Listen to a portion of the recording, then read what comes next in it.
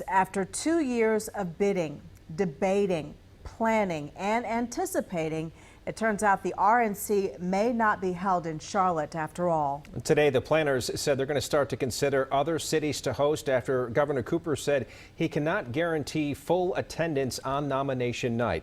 Our government reporter Joe Bruno has followed this every step of the way, and there's still a lot of uncertainty, but right now it seems like the sides are starting to part ways for the moment, Joe.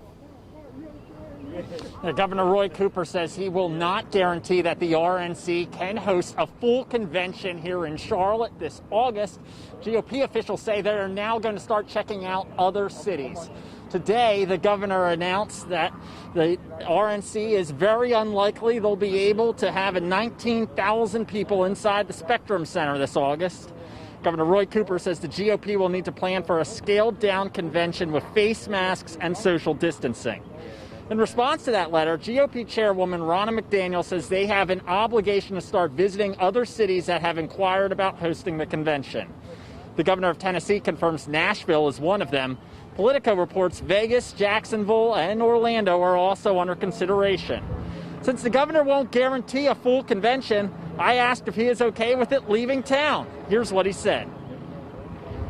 Since you're not able to provide that guarantee, are you okay with the president and the RNC taking the convention to somewhere that will?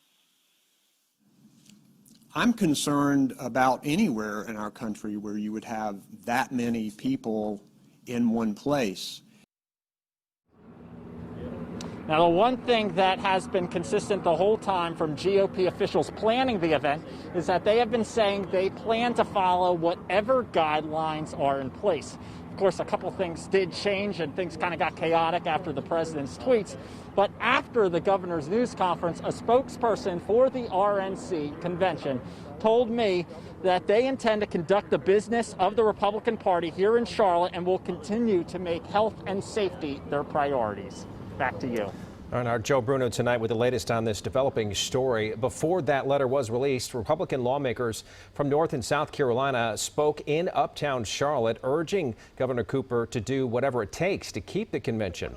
Congressman Ralph Norman, Dan Bishop, and Ted Budd stood together and called the RNC a, quote, economic lifeline for the area. They advocated for all the businesses who they say desperately need, now more than ever, a financial boost.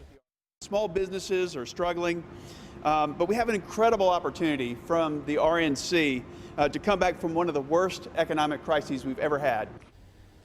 Those lawmakers asked Governor Cooper to look past party affiliation and reflect back on the millions of dollars that came from the Democratic National Convention in Charlotte 8 years ago.